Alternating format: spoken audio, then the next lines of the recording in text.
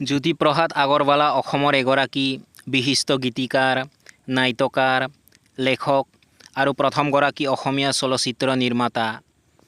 অসমীয়া ভাষা সাহিত্যৰ প্ৰতিটো দিশতে যেনে কবিতা, নাটক, প্ৰবন্ধ, সমালোচনা আৰু শিশু সাহিত্য তেখেতে অমূল্য বৰঙণি আগবঢ়াই গৈছে। অসমীয়া সংস্কৃতিলৈ তেওঁৰ অনবদ্য অৱদানৰ বাবে তেখেতক ৰূপকোঁৱৰ উপাধিৰে সন্মানিত কৰা হৈছিল। 1903 চনৰ 17 জুনত ডিব্ৰুগড় জিলাৰ তামোলবাৰী চাহ বাগিচাত জ্যোতিপ্ৰসাদ আগৰৱালাৰ জন্ম হৈছিল। তেওঁৰ পিতৃৰ নাম পৰমানন্দ আগৰৱালা আৰু মাতৃ কিৰণময়ী আগৰৱালা। অসমৰ প্ৰখ্যাত সাহিত্যিক চন্দ্ৰকুমাৰ আগৰৱালা আছিল তেওঁৰ বৰদেউতাক। তেওঁৰ পূৰ্বপুৰুষসকল 1811 চনত ৰাজস্থানৰ মাৰৱাৰ অঞ্চলৰ পৰা অসমলৈ আহিছিল, কিন্তু পৰিয়ালটোৱে অসমীয়া সমাজৰ সৈতে সম্পূৰ্ণৰূপে মিলি গৈছিল। 1921 চনত মেট্ৰিক পৰীক্ষা পাছ কৰাৰ পিছত তেখেতে কলিকতাৰ নেশ্যনেল কলেজৰ পৰা আই.এ. সম্পূৰ্ণ কৰে। 1926 চনত তেখেতে অৰ্থনীতি অধ্যয়নৰ বাবে এডিনবাৰ্গলৈ যায় যদিও পাঠ্যক্ৰম সম্পূৰ্ণ নকৰাকৈ উভতি আহে। উভতনি যাত্ৰাপথত তেখেতে জাৰ্মানীৰ UFA ষ্টুডিঅ'ত 7 মাহ চলচ্চিত্ৰ নিৰ্মাণৰ কৌশল শিকে। জ্যোতিপ্ৰসাদ আগৰৱালা কেৱল এগৰাকী শিল্পীয়েই নাছিল, তেওঁ আছিল এজন উগ্ৰ দেশ প্ৰেমিক। তেখেতে স্কুলীয়া দিনৰে পৰা ভাৰতৰ স্বাধীনতা আন্দোলনত সক্ৰিয়ভাৱে অংশগ্ৰহণ কৰিছিল। 1921 চনৰ অসহযোগ আন্দোলন আৰু বিশেষকৈ 1942 চনৰ ভাৰত ত্যাগ আন্দোলনত তেওঁৰ ভূমিকা আছিল অতি গুৰুত্বপূৰ্ণ। তেখেতে বহুতো দেশপ্ৰেমমূলক গীত ৰচনা কৰিছিল আৰু মানুহক স্বাধীনতা সংগ্ৰামলৈ উৎসাহিত কৰিছিল। স্বাধীনতা আন্দোলনত সক্ৰিয় অংশগ্ৰহণৰ বাবে তেখেত 15 মাহৰ বাবে কাৰাবাস খাটিবলগীয়া হৈছিল। জ্যোতিপ্ৰসাদ আগৰৱালাক অসমীয়া চলচ্চিত্ৰৰ জনক বুলি কোৱা হয়।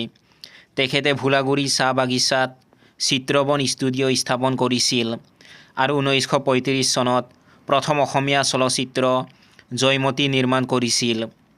ইয়াৰ পিছত তেখেতে 1939 চনত দ্বিতীয়খন চলচ্চিত্ৰ ইন্দ্ৰমালতী নিৰ্মাণ কৰে। 14 বছৰ বয়সতে তেখেতে নাটক লিখিবলৈ আৰম্ভ কৰিছিল। তেওঁৰ উল্লেখযোগ্য নাটকসমূহ হ'ল শোণিত কুঁৱৰী, কাৰেঙৰ লিগিৰী, ৰূপালীম, লভিতা, নিমাতী কইনা, খনিকৰ। তেওঁৰ নাটকসমূহে সামাজিক বাস্তৱতা আৰু নাৰীৰ অধিকাৰৰ বিষয়ে গুৰুত্বপূৰ্ণ বাৰ্তা বহন কৰিছিল। তেখেতে প্ৰায় 300 মান গীত ৰচনা কৰিছিল আৰু নিজে সুৰ দিছিল। এই গীতসমূহক সামূহিকভাৱে জ্যোতি সংগীত বুলি জনা যায়। তেখেতে শংকৰী সংগীত, অসমীয়া লোকসংগীত আৰু হিন্দুস্তানী সংগীতৰ সংমিশ্ৰণেৰে এক নতুন শৈলীৰ সৃষ্টি কৰিছিল। তেখেতৰ একমাত্ৰ উপন্যাসখনৰ নাম আমাৰ গাঁও।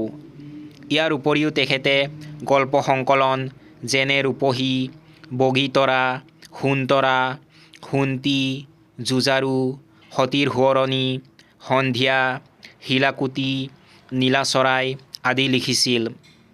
তেখেতে শিশু সাহিত্যতো বৰঙণি যোগাইছিল, যাৰ ভিতৰত কম্পুৰ সপোন উল্লেখযোগ্য।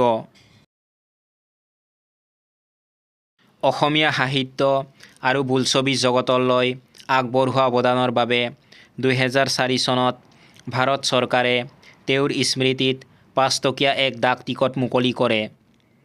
জ্যোতিপ্ৰসাদ আগৰৱালাৰ 1951 চনৰ 17 জানুৱাৰীত কৰ্কট ৰোগত মাত্ৰ 48 বছৰ বয়সত মৃত্যু হয়। তেওঁৰ মৃত্যু তিথিটো সমগ্ৰ অসমত শিল্পী দিৱস হিচাপে পালন কৰা হয়।